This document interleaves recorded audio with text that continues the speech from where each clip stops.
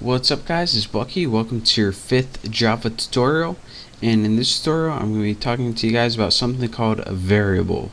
Now what a variable in Java is pretty much like a placeholder for something else. Now if you remember from math class back in like 7th grade or whatever, whenever you had a variable and it was usually named something like x, you could have it set to a value like 73. And then whenever you used x in a program or a calculation or something, x would take the value of 73. And that's pretty much the same exact thing a variable does in Java. You assign something called a variable name to a value, then whenever you use the variable, people know that it's not really the variable, but it actually stands for that value. So let's go ahead and make one of these in Java. Now to make one of these in Java, the first thing that you need to do is tell Java what kind of variable you're going to be working with. And there's a bunch of different kinds of variables you can work with in Java. You can use integers like 3, you can use integers with decimal points like 3.14, you can use letters like S, you can use strings of characters like Bucky. And so once you have that decided, you need to have a way to tell Java what kind of variable you're working with so it doesn't get confused. So what we're going to be working with today is something called a double. Now what a double is it's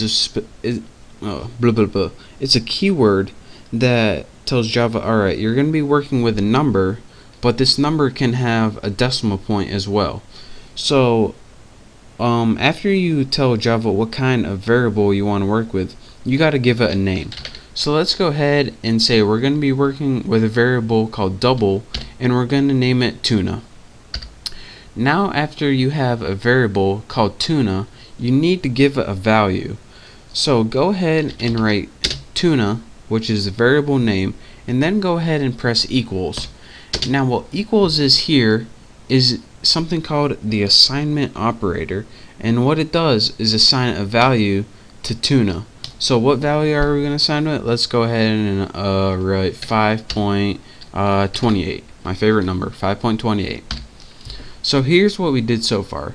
We told Java that we're going to be working with a variable called tuna, and that is going to be a double, meaning that it has numbers on both the left and right hand side of the decimal point.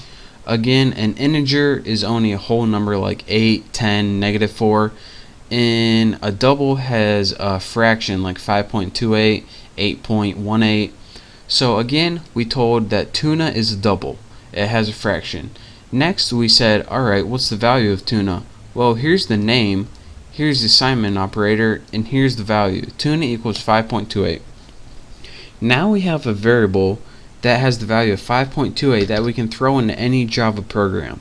So let's go ahead and do that. And how we do that is just like we did before, just print it out on the screen. So let's go ahead and write system, let me type it right, system.out.print. And in your parameters, instead of typing a string of text like this is a string, all we have to do is type the word or the name of the variable, such as tuna, and that would print tuna out on the screen. Don't believe me? Let me show you guys. Let's go ahead and run this, and as you can see down in our little run box, it has the variable 5.28. So that is how you write variables out on the screen using Java. And another cool thing that you can do with these variables is, in the last tutorial I showed you guys how to write strings of text on the screen. You can also combine these variables with strings of text. So let's say we want to write system.out.println, and get out of here, Hoss. And in our print line we're going to say I want, then go ahead and press space. Actually, this brings me to another point, which I will say right now. There's two different things, system out and print, and system out and print line. So let me show you guys what those do right now. System.out.println, and let's go ahead. So what's this saying right now? I want 5.28 what do you want? 5.28 movies. I want 5.28 movies. Makes no sense, but just deal with it. Now let me show you guys what this does, and I'll show you guys why it does it.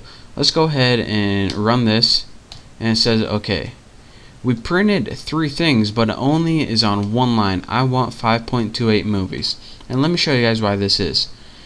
There's 2 different print statements that you guys learned so far. A system out print, which you see in the first 2 lines, and a system out print line, which you see in the next line. What a print statement does, a basic print with no line, is it says, alright Java, we want to print this, but we want to stay on the same line. And it says, alright, so just stay on the same line, and then after this move to the next line. So after you have print line, what it would do is move the cursor to the next line. So if you printed anything after this, it would show up on the next line. Don't believe me? Let me show you guys. System out print, and we can even have a basic print statement right here. And let's have apples.